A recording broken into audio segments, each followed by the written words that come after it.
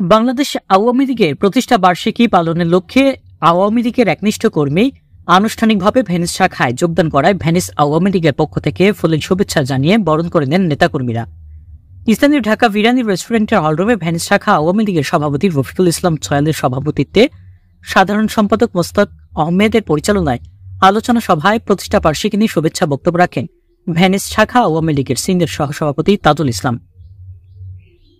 এবং সিনিয়র যুগ্ম সম্পাদক শাহাদত হোসেন, সাবেক যুগ্ম আহ্বায়ক সুলেমান হোসেন, জালি মাহমুদ, প্রবীণ আওয়ামী লীগ নেতা আব্দুল মান্নান, বিল্লাল হোসেন, মুক্তার মোল্লা, যুবলীগের ভারপ্রাপ্ত সভাপতি মোস্তফা সল কালু, সারোয়ার হোসেন। আগামী 23 জুন রোববার প্রতিষ্ঠা বার্ষিক উপলক্ষে আলোচনা সভাকে সফল করতে সকল নেতাকর্মীদের এক হয়ে আনন্দঘন পরিবেশে কেক কেটে উদযাপন করার সিদ্ধান্ত নেওয়া হয়। আলোচনা সভায় ভেনিস কমিউনিটির পরিচিত বিশিষ্ট ব্যবসায়ী বঙ্গবন্ধুর আদর্শের সৈনিক মতিউর রহমান ও জামাল খান ইতালি আওয়ামী লীগের অনুমোদিত ভেনিস শাখা কমিটির সাথে একাত্মতা পোষণ করে দলীয় কার্যক্রমে অংশগ্রহণ করার জন্যই আনুষ্ঠানিকভাবে নেতাকর্মীদের দিয়ে যোগদান করায় ফুলেল শুভেচ্ছা জানিয়ে বরণ করে নেওয়া হয়।